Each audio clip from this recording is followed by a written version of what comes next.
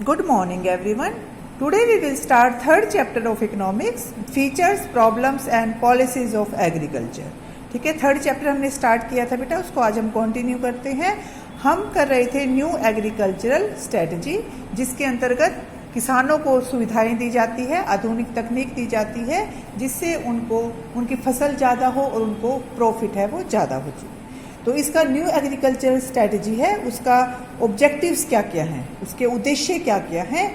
सबसे पहले है इंक्रीज इन एग्रीकल्चरल प्रोडक्टिविटी या कृषि उत्पादकता में वृद्धि। जो कार्यक्रम का मुख्य उद्देश्य क्या है, कृषि उत्पादकता में वृद्धि करना ताकि फसल ज़्यादा हो सके। सेकंड है change in attitudes of farmers या किसानों के दृष्टिकोण में परिवर्तन करना। इस कार्यक्रम का एक और अन्य उद्देश्य है कि किसानों के दृष्टिकोण में इस प्रकार से परिवर्तन लाना कि वैज्ञानिक ढंगों से अपनाने के लिए वो प्रेरित हो जाए। ठीक है। थर्ड है कि मतलब जो साइंटिफिक एग्रीकल्चर है वो करें, जिससे कि हमारी फसल ज़्यादा हो, प्रॉफिट ज़्यादा हो।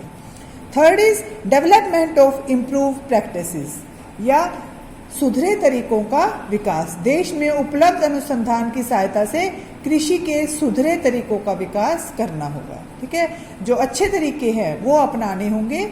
जैसे जो पहले होती थी पिछड़ी तकनीक लगाई जाती थी, निर्वाह खेती होती थी, उसको हमें सुधारना है। Fourth is suitable administrative system या उपयुक्त प्रशासनिक प्रणाली। कार्यक्रम का एक जो मुख्य उद्देश्य है वो जिला स्तर पर ऐसी प्रशासनिक प्रणाली का विस्तार करना है जिससे जो कार्यक्रम को प्रभावपूर्ण ढंग से क्रियान्वित किया जाए। देखो बेटा, जो गवर्नमेंट है वो टाइम टू टाइम है वैसे प्रोग्राम चलाती रहती है जिससे बेरोजगारी दूर हो, निर्धनता कम हो।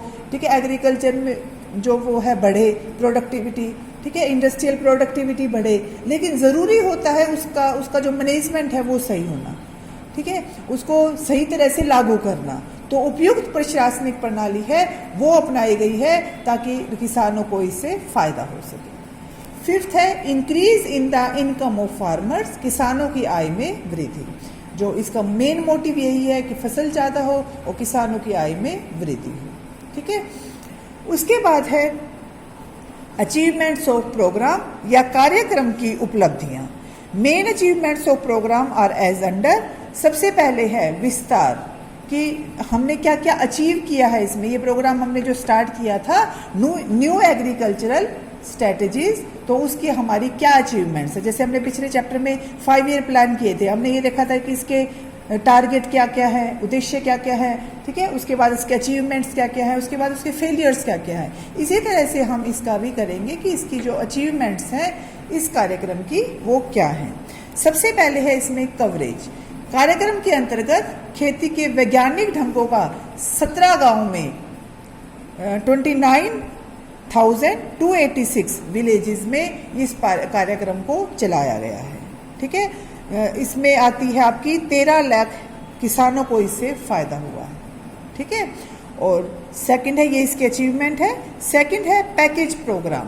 ठीक है, पैकेज प्रोग्राम में क्या है, in this selected district along with regular irrigation system appropriate quantity of chemical fertiliser, pesticide and HYV seeds were used.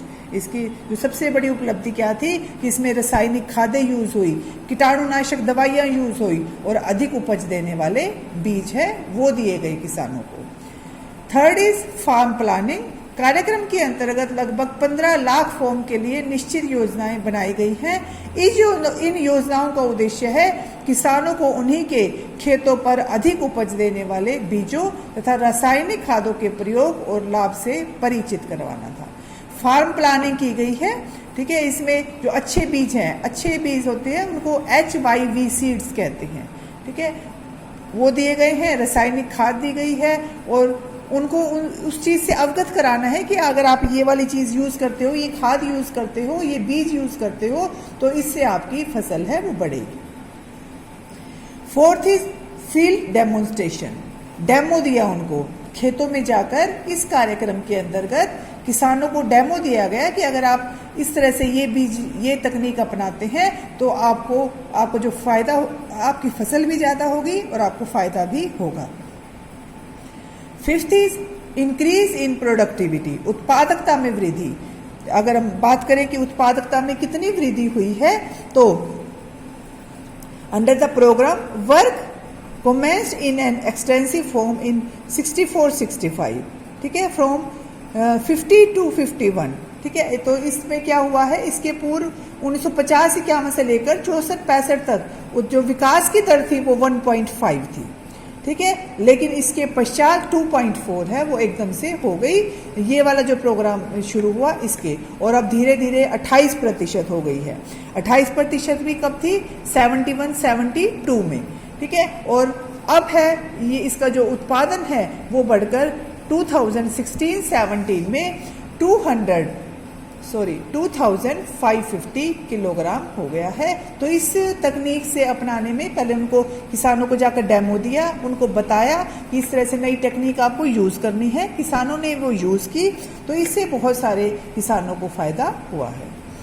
उसके बाद है change in outlook of cultivator, कृषकों के दृष्टिकोण में परिवर्तन। कल्टीवेटर का मतलब होता है किसान, किसानों के दृष्टिकोण में परिवर्तन आया है। उनको लगता है कि हमें नई तकनीक अपनानी चाहिए, HYV सीड्स हैं वो अपनाने चाहिए, ठीक है, जो फर्टिलाइजर है वो अच्छे वाले, कीटाणुनाशक है वो अपनाने चाहिए, ताकि हमारी फसल है वो सुरक्षित रहे और अच्छी हो, ठीक है। तो इस जो न्यू एग्रीकल्चरल स्ट्रेटजी थी, इससे किसानों के आउटलुक में चेंज आया है, ठीक है। तो ये बेटा आप अपना याद कर लेना और लिख भी लेना कॉपी में।